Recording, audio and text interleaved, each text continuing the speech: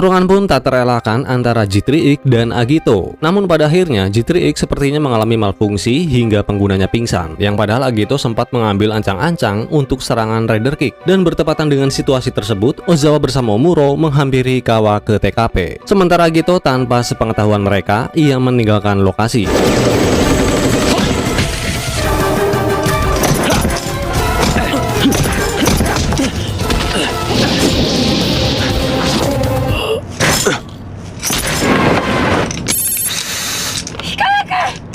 Usai Hikawa kembali sadar, ia menceritakan pada Ozawa bahwa terakhir kali yang ada di dalam ingatannya yaitu ketika Hojo mengarahkan senjata padanya. Dan setelah itu ia merasakan sakit di sekujur tubuhnya hingga kehilangan kesadarannya. Hal ini terjadi karena todongan pistol Hojo mengaktifkan fungsi AI pada J3X. Terlebih Hikawa terlalu memaksakan diri untuk menggunakan J3X yang padahal tubuhnya sudah babak belur. Hojo yang tidak tahu menahu tentang manuver J3X, ia sangat menyayangkan sikap Hikawa terhadapnya yang dengki hingga menghancurkan V1. Padahal yang terjadi tidak demikian. Lalu ia meminta pertanggungjawaban pada Ozawa selaku atasan. Ozawa yang selama ini memiliki ideologi yang berseberangan dengan Hojo, akhirnya ia pun meminta maaf.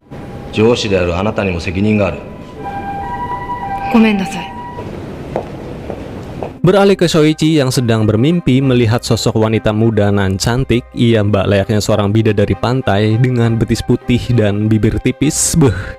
Terlihat ia mengajak Shoichi untuk bermain bersama di pantai. Lantas siapakah wanita tersebut? Apakah ia merupakan sosok wanita dari masa lalu Shoichi ataukah hanya sekedar gambaran visual untuk mimpi basahnya? Entahlah. Yang pasti sosok wanita itu belakangan ini seringkali hadir di dalam mimpinya. Beralih ke Departemen Kepolisian, para eksekutif meminta laporan penjelasan pada Ozawa terkait insiden penyerangan J3X terhadap V1. Apakah atas kesadaran Hikawa sendiri atau memang karena kesengajaan? Namun pada faktanya J3X berhasil mengalahkan Anon dengan mudah. Intinya, petinggi eksekutif belum bisa menentukan siapa yang seharusnya bertanggung jawab dalam insiden tersebut sebelum adanya laporan lanjutan dari Ozawa. Di lain tempat, dua orang wanita sedang bermain bulu tangkis di atap gedung. Mereka menjadi sasaran serangan Anon, Stingray Lord Patermotragon Calculus dengan kekuatan dematerialisasi, yang mana tubuh korban yang disentuhnya pada sementara waktu dapat menembus benda padat yang menyebabkan mereka terjatuh dari atap gedung dan menewaskannya.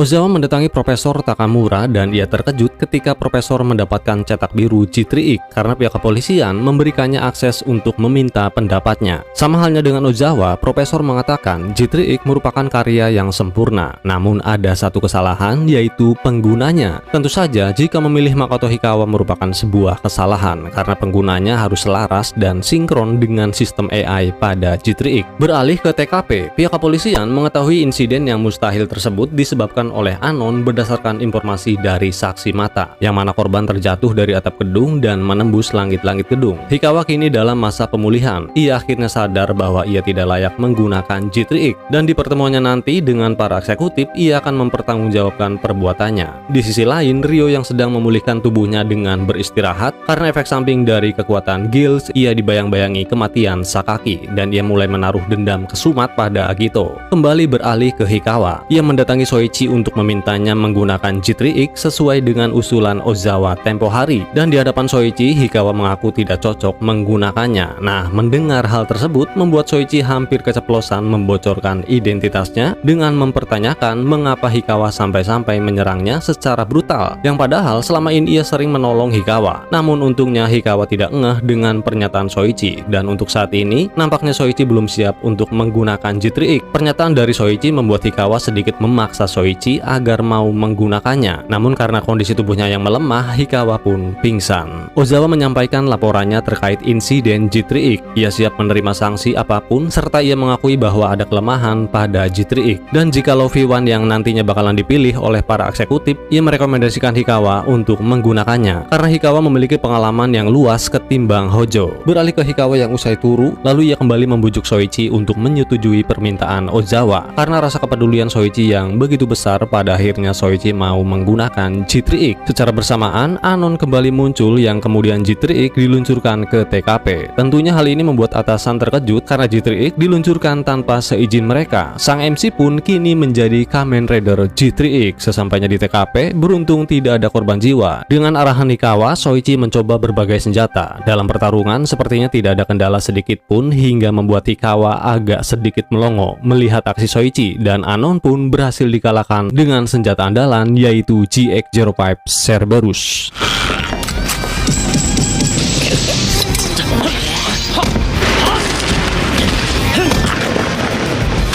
GX05 aktif.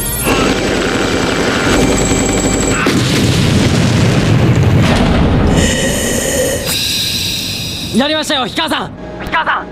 Akibat tindakan sembrono Hikawa yang tanpa seizin atasan melibatkan warga sipil dalam penggunaan G3X hingga ke medan tempur, ia pun siap menerima sanksi, yaitu diturunkan jabatannya kembali menjadi petugas investigasi kriminal. Namun berkat kejadian tersebut membuktikan bahwa warga sipil biasa saja bisa kok menggunakan G3X meskipun tanpa latihan. Tentu saja warga yang dibicarakan tersebut adalah Soichi Sugami, kandidat yang direkomendasikan Ozawa, yang menurut Ozawa Soichi memiliki sesuatu yang istimewa dan keberhasilannya seharusnya tidak menempatkan posisi Hikawa pada sebuah kesalahan. Sementara Hojo memberikan informasi pada eksekutif bahwasanya Profesor Takamura berniat mundur dalam proyek pengembangan V1. Keberhasilan Soichi rupanya menarik perhatian Hojo, yang mana Hojo malah ingin menggunakan G3X. Namun sebelum itu ia berniat mengunjungi ke kediaman keluarga Misugi terlebih dahulu untuk mengenal sosok Soichi. Kondisi Ryo yang usai tiduran kini telah kembali normal. Lalu ia membuka buku catatan milik ayahnya, dan rupanya masih ada beberapa nama orang serta alamat yang belum ia temui, yaitu Masumi Sekiya, Katsuhiko Sagara, dan Koji Mashima. Sedangkan Kino Kami ini sepertinya nama yang sama dari Kaoru Kino, mungkin karena hurufnya tidak terlalu jelas jadi salah terjemahan, hehe. Oh iya, Kaoru Kino ini yang pernah Ryo datangi di sebuah apartemen namun tidak sempat ia temui karena beliau sudah berpindah tempat. Usai membaca buku catatan ayahnya, kemudian Ryo pun cabut. Hikawa mengunjungi Soichi untuk mengucapkan rasa terima kasihnya karena telah menuruti permintaannya untuk menggunakan G3X. Namun bagi Soichi, jangankan manusia, monyet pun bisa menggunakan G3X. Sontak ini membuat Hikawa merasa terganggu dengan ucapannya, karena memang Soichi nampaknya begitu mudah menggunakan G3X meski manuvernya dilengkapi sistem AI yang sewaktu-waktu bisa saja sistem tersebut mengambil alih kendali tubuhnya. Beberapa saat kemudian, Toru Hojo pun ikut bergabung. Tentu saja ia ingin menemui sosok Soichi, sang pengguna G3X, dengan sempurna. Namun ketika bertemu, cara ngelihat si Hojo ini nyebelin banget karena nampaknya ia tidak mempercayai bahwa Soichi adalah orang yang ada di hadapannya. Emang perlu ditarok si Hojo. Tak hanya memiliki kemampuan yang luar biasa dalam menggunakan G3X, Soichi dengan konyolnya memperlihatkan kehebatannya cara bermain sulap. Hal ini dimaksudkan sepertinya hanya untuk menguji seberapa hebat Hikawa dan Hojo dalam menganalisis trik sulapnya. Hikawa nampaknya tidak bisa melakukan trik tersebut, sementara Hojo ia berupaya menganalisa dan pada akhirnya bisa melakukan trik sulap yang sama persis. Ia pun menemui Ozawa dan memutuskan akan menjadi pengguna sementara G3X karena ia merasa bahwa kemampuan Soichi dan dirinya sama saja meskipun itu didasari trik sulap yang berhasil ia lakukan. Namun Ozawa menyarankan agar mengurungkan niatnya karena G3X dengan sistem AI tidak sembarangan orang bisa menggunakannya, dan Hojo nampaknya tidak bisa merasakan keistimewaan dalam diri Soichi. Kemudian Ozawa menemui Profesor Takamura untuk kembali meminta pendapatnya mengenai G3X, dan tanpa sepengetahuan Ozawa, Profesor memberitahukan bahwa tingkat AI dari G3X harus diturunkan karena menurutnya Ozawa menciptakan sistem tersebut tanpa mempertimbangkan sisi manusia. Kemudian ia memberikan sebuah chip yang berfungsi untuk menurunkan serta menekan tingkat AI, yang mana agar si pengguna G3X tidak merasa khawatir jika sistem AI sewaktu-waktu aktif dengan sendirinya. Intinya memudahkan manuver G3X seperti prototipe sistem G3 sebelumnya. Hojo kembali mendatangi kediaman Misugi karena ia penasaran dengan apa yang dikatakan Ozawa tentang keistimewaan yang dimiliki Soichi. Namun pada akhirnya ia malah diperlihatkan kembali trik sulap tali potong. Soichi yang pintar dalam mempengaruhi lawan bicaranya membuat Hojo malah ikut-ikutan bermain sulap. Namun nampaknya kali ini ia gagal hingga ia berupaya untuk menganalisanya dan menyuruh orang seisi rumah agar tidak berisik, hingga telepon milik Hojo yang berdering dimatikan oleh Taichi. Yang padahal Ozawa sedang menghubungi Hojo untuk menggunakan G3X karena Anon mulai melakukan pergerakan. Namun pada akhirnya Ozawa menghubungi Hikawa untuk kembali mengoperasikan G3X. Ryo yang menyadari adanya kemunculan Agito, ia pun mengikuti G3X hingga ke TKP. Sementara Anon berhasil kabur dari pertarungannya dengan Agito dan pertarungan Guilds untuk pembalasan pun dimulai.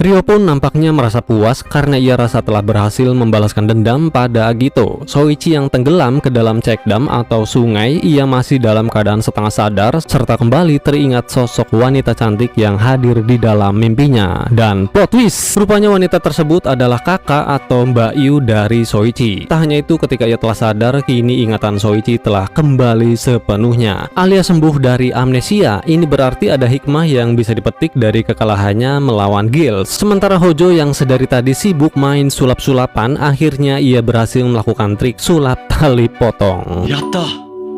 Tsunagatta! 姉さん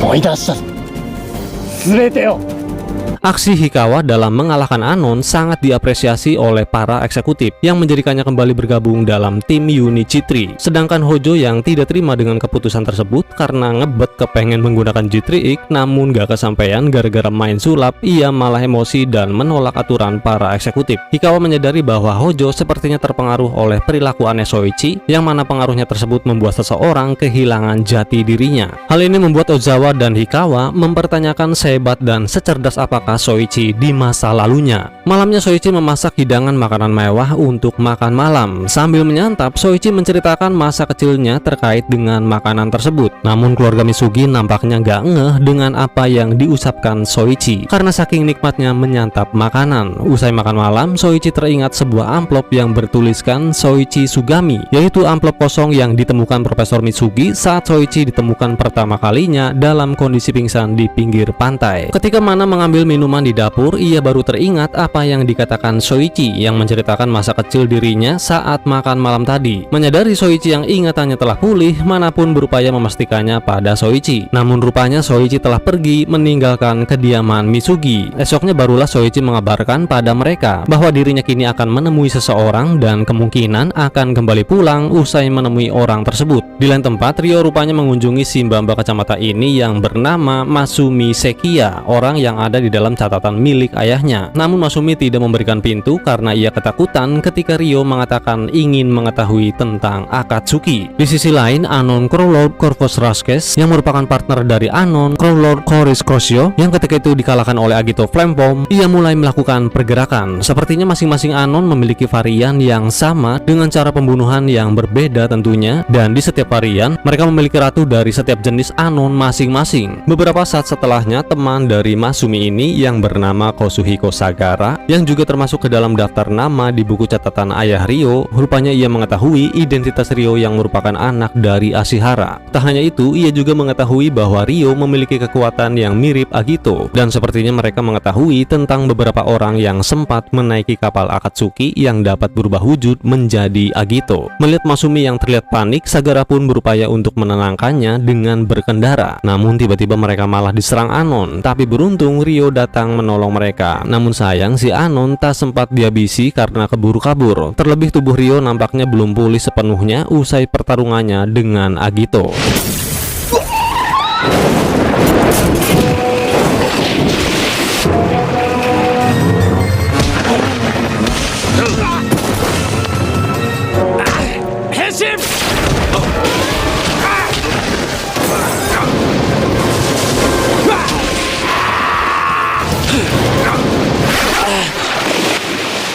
Seusainya, Sagara pun berinisiatif untuk merawatnya sementara waktu, dan Sagara berniat pergi untuk menemui seseorang bernama Kino hingga menunggu keputusan darinya terkait keberadaan Ryo. Sementara Masumi terlihat panik serta ketakutan, ia malah tidak ingin Ryo yang sedang dalam masa pemulihan berada di kediamannya. Di sisi lain, Soichi sedang dalam perjalanan untuk menemui seseorang dan sekilas ia dibayang-bayangi sosok dari tetehnya. Sesampainya di sebuah universitas, Soichi menanyakan orang yang dicarinya pada salah satu pegawai bagian admin. Namun ia sedang keluar. Soichi kemudian menanyakan alamat rumah orang yang dimaksud. Rupanya orang tersebut merupakan orang kantoran yang menduduki posisi paling penting di universitas tersebut. Dan ketika Soichi memasuki ruang kerjanya, terungkaplah bahwa orang yang dicarinya adalah Tetsuya Sawaki, yang nama sebenarnya Soichi Sugami karena nama mereka tertukar namun masih misterius. Dan pada foto tersebut ia bersama dengan kakak Soichi. Singkat cerita, Soichi pun sampai di kediaman Tetsuya dengan dipandu oleh Shimbamba berkacamata hitam yang merupakan pelayan di kediaman Tetsuya. Seperti Saeko dan Sakaki, Sagara rupanya juga memiliki benih dari kekuatan Agito. Dengan kekuatan si pria kegelapan, Tetsuya membisikkan padanya bahwa ia telah membangkitkan kekuatan Agito milik Sagara. Ini sama halnya dengan yang dilakukan pada Sakaki, yang sepertinya Tetsuya ingin mengetahui jika seseorang memiliki kekuatan Agito, maka akan berdampak burukkah atau malah sebaliknya berguna bagi umat manusia.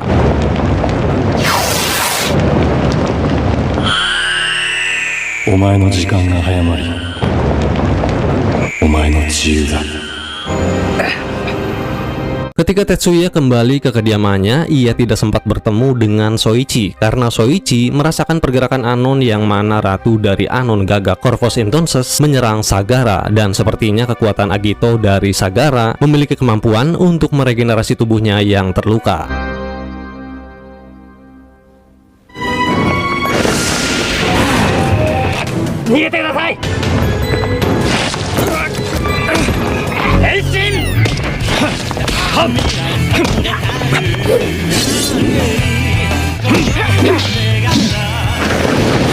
Dalam pertarungan, awalnya Soichi menggunakan mode Flame Form, namun karena si Corvus Rascus, rekan dari si Ratu Gagak muncul, itu membuatnya agak kerepotan, hingga ia berubah menjadi wujud gabungan Agito Storm Form dan Agito Flame Form, yang pada mode ini disebut Agito Trinity Form. Ia juga mampu menggunakan Storm Halberd dan Flame Saber pada saat yang sama, dan tentunya ada peningkatan kekuatan yang cukup unggul untuk melawan kedua Anon, hingga akhirnya Corvus Rascus mundur ketika si Ratu Gagak ini tewas karena terkena serangan khusus Firestorm.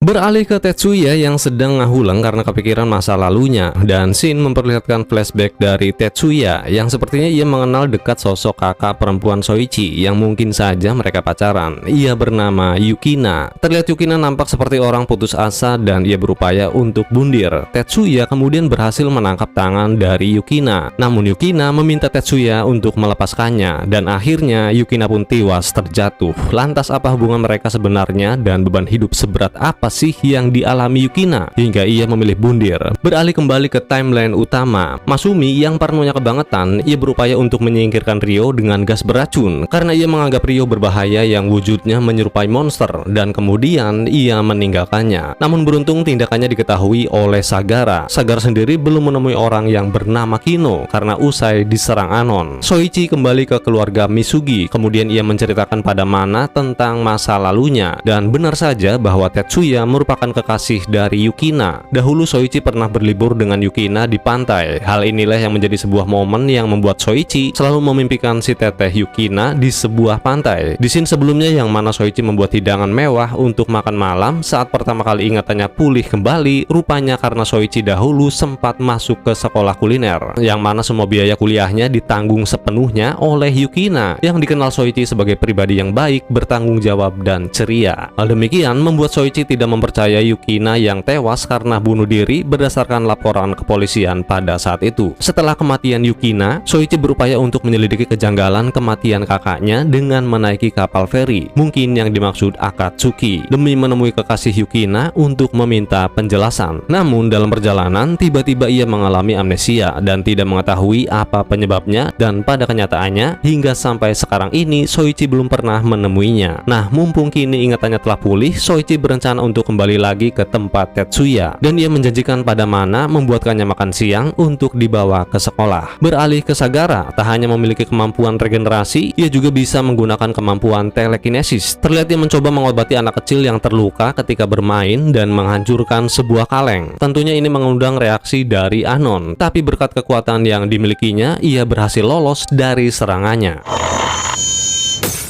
これが俺の力か。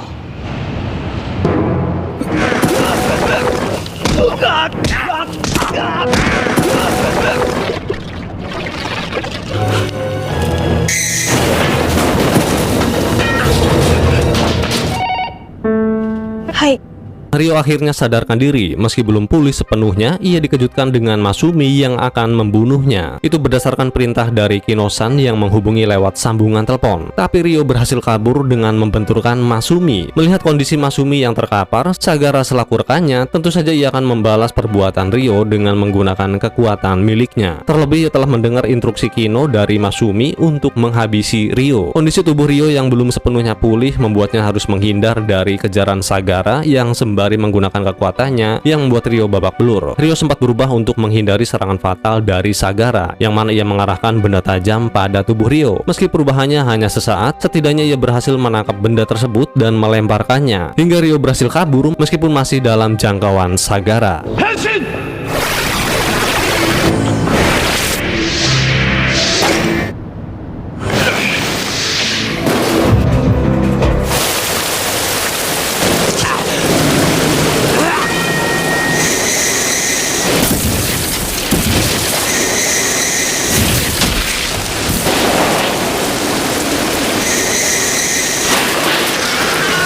Kita beralih ke Soichi yang mendatangi kembali ke kediaman Tetsuya. Akhirnya setelah sekian lama mencari informasi tentang sebuah fakta sebenarnya di balik tragedi kematian Yukina Sawaki, Soichi Sugami yang nama sebenarnya Tetsuya Sawaki bertemu dengan Tetsuya Sawaki yang juga nama sebenarnya Soichi Sugami. Kemudian keduanya pun memulai obrolan. Soichi menanyakan pada Tetsuya tentang kakaknya yang melakukan bunuh diri. Bagi Soichi itu sulit untuk mempercayainya, yang padahal Yukina memiliki kepribadian yang baik dan selalu ceria. Tetsuya kemudian mengatakan pada Soichi bahwa Soichi tidak sepenuhnya mengetahui tentang Yukina. Ternyata Yukina memiliki kemampuan istimewa yang melebihi manusia biasa, dan Soichi tidak mengetahui hal tersebut. Lalu diceritakanlah awal mula Tetsuya mengenal Yukina. Dahulu pertama kali bertemu dengan Yukina ketika Tetsuya melakukan rapat dengan seorang profesor. Saat itu Yukina salah satu dari mahasiswanya dan dikatakan bahwa kekuatannya telah bangkit. Berdasarkan hasil rapat, kemudian profesor bekerjasama dengan Tetsuya untuk mempelajari kekuatan Yukina yang luar biasa, dan dilakukanlah berbagai macam percobaan. Nah, salah satunya diperlihatkanlah sebuah bola tenis yang dilemparkan Yukina dan bergerak tanpa henti hingga bagian dalam bola tersebut berada di luar. Bola ini tentunya mengingatkan pada temuan barang milik Nobuyuki yang berupa rekaman dan bola tenis yang terbalik yang mana bagian dalamnya ada di luar, dan juga pada scene ketika Ryo menyambangi bekas kediaman seseorang yang bernama Kaoru Kino yang terdapat bola tenis yang sama. Tentunya ini menjadi petunjuk yang kuat bahwa ada keterkaitan antara Nobuyuki dan Kaoru Kino. Lanjut ke cerita, Yukina menuturkan bahwa suatu hari nanti ia yakin usai uji coba kekuatannya akan berguna untuk umat manusia. Hingga seiring berjalannya waktu, pada akhirnya Tetsuya menjalin hubungan asmara dengan Yukina. Namun tidak berlangsung lama, alias cinta monyet. Penyebabnya adalah karena Yukina tidak bisa mengendalikan kekuatannya ketika ia sedang ke-trigger atau barangkali kumat akibat efek samping dari kekuatan yang dimilikinya.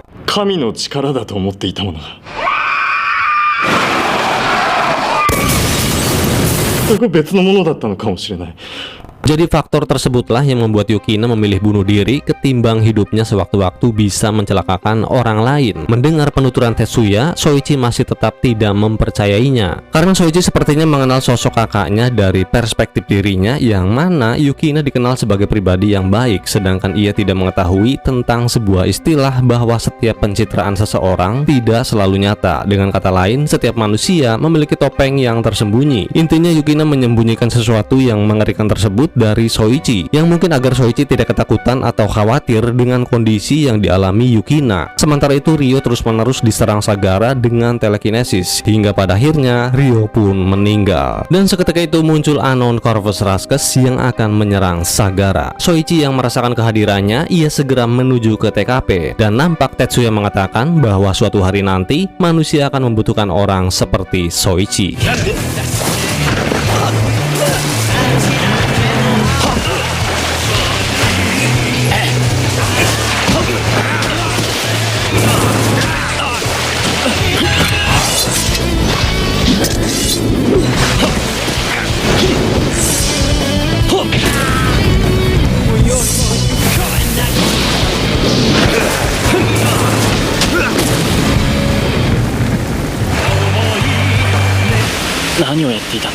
Usai mengalahkan kedua Anon dengan Firestorm dan Rider Shot dari bentuk Trinity Agito, yang mana spesifikasi kekuatan pukulan dari bentuk ini sekitar 10 ton untuk lengan kanan dan 7 ton untuk lengan kiri, sedangkan kekuatan tendangannya sekitar 15 ton. Soichi nampaknya tidak ingat apa yang telah dilakukannya, hingga ia tidak menyadari keberadaan Ryo yang telah tewas di lokasi tersebut, dan ia pun kembali ke kediaman Misugi. Benar saja, rupanya Soichi kembali amnesia. Ia bahkan tidak mengingat janjinya untuk membuatkan Mana makan siang.